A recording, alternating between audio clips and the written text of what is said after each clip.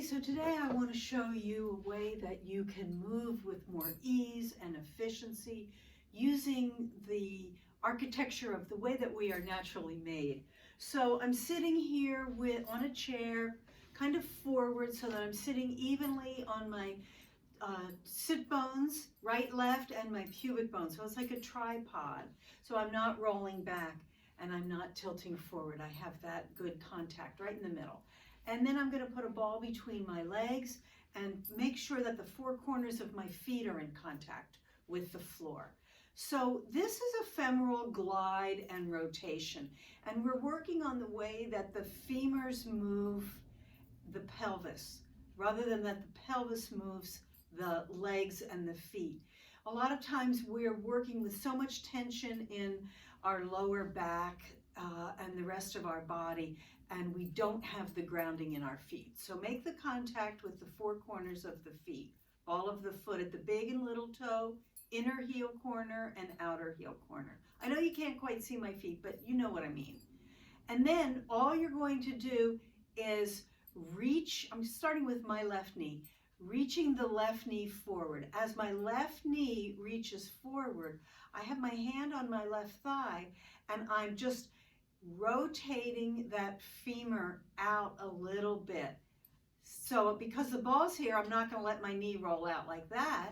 And I'm keeping my big toe and my second toe and my third toe reaching forward. I'm keeping energy, like I'm branching energy out through those first three toes and through the knee.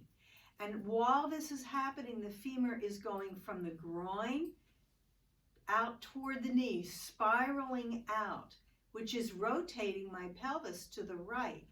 So how do I keep my stability while I'm having this rotating movement happening? I am reaching the toes 1, 2, 3 forward while I'm keeping the other points of my foot, especially the ball of the foot at the baby toe side, in contact. So there's a rooting happening. There's one more little trick that happens with this, and that is that as the femur rotates out, my tibia, my lower leg bone, is spiraling in. And that's helping this spiral transfer the energy down through my foot into those first three toes and bring me forward. So it's a stabilizing action. Now, that is happening while the opposite is happening in the other leg. And so while this leg is left leg, knee reach, spiraling out, lower leg spiraling in, right leg is, and you can take your hand to your right thigh now, right leg, reach your left knee forward and spiral your right leg in. From the knee to the groin, the femur is spiraling in. So there are two opposite spirals taking place in the thighs. And the movement is being driven not from my sit bones or my back. The movement is being driven from my pubic bone. Right? So I'm moving forward. Now, while this action is taking place, this two complementary spirals, spiraling out with the left, in with the right as I reach the left knee forward, the same thing is happening in the calves. So as I spiral my left knee forward and the femur spirals open and my left shin is spiraling in toward toes 1, 2, 3, the opposite leg is spiraling in. So right leg's going spiral in and I draw a line of energy from the knee up into the groin. Ooh. And while that's happening, the lower leg is spiraling out. So the left leg spirals in to move me forward. The right leg, lower leg spirals out and helps me really make great contact with toes 4 and 5, which are my lateral stabilizers in my foot.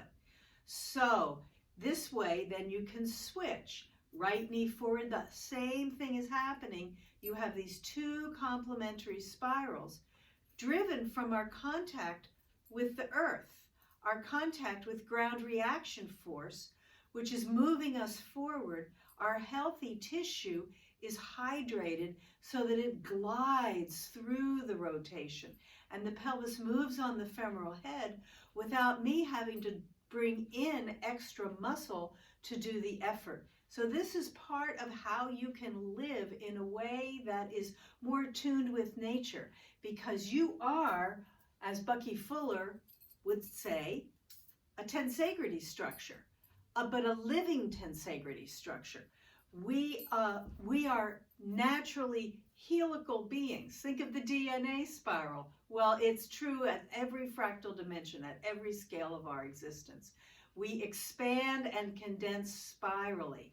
We go in, out, and around, in, out, and around as we move through time and space, shaping ourselves. And this can help you learn how to shape yourself with less of your muscle tension, less of your effort, so that you move much more efficiently, you have much more energy, and you have a lot less lower back pain.